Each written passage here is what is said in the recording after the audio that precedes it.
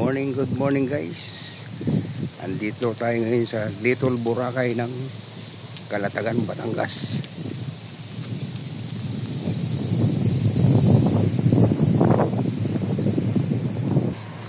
Punta tayo dun sa may beach front.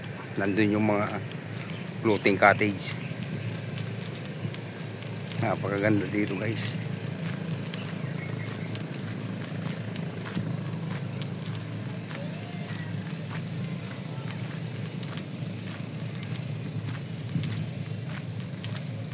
Haba Resort ang ano ito, pangalan.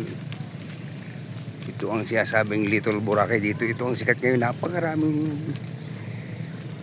dumadayo.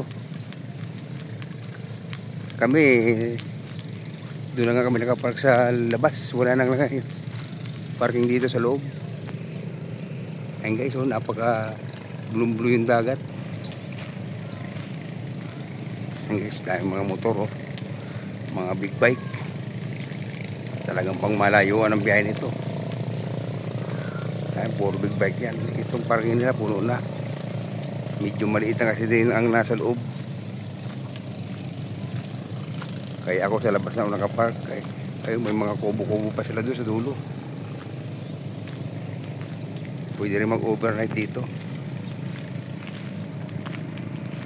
Ito guys ang parking nila.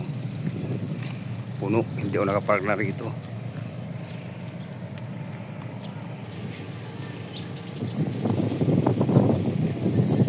Cottage guys.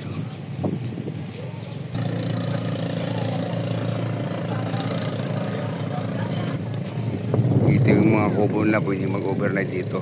Tapos yung hotel nasa labas. Ayun dun po yung hotel. Ayun o. Hinihila na yung mga cottage yun. Ayan guys o. Napakaraming floating cottage.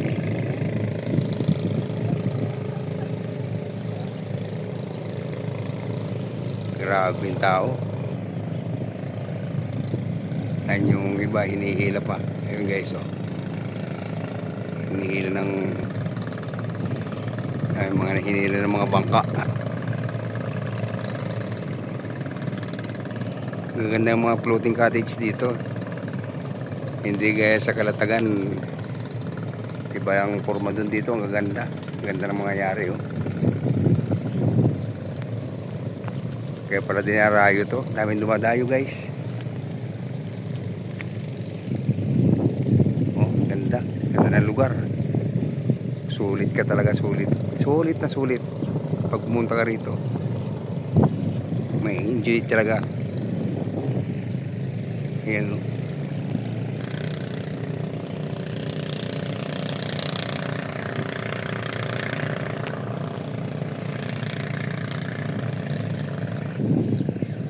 yung hotel nila guys. Yan yun.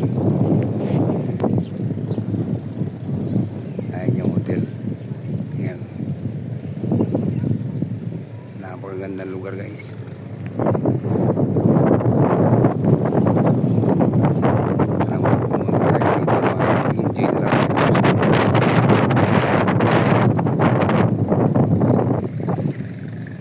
Ayan floating cottage sa may siga mo pa siya. Yan yung hinihila.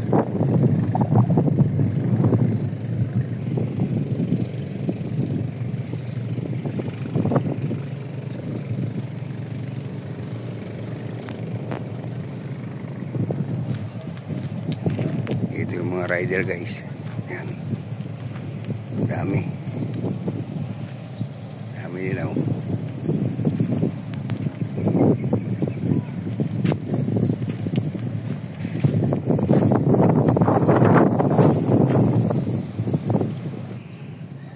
Ito yung hotel guys. Yan hanggang doon yan. Pwede kayo mag-ihaw-ihaw dito.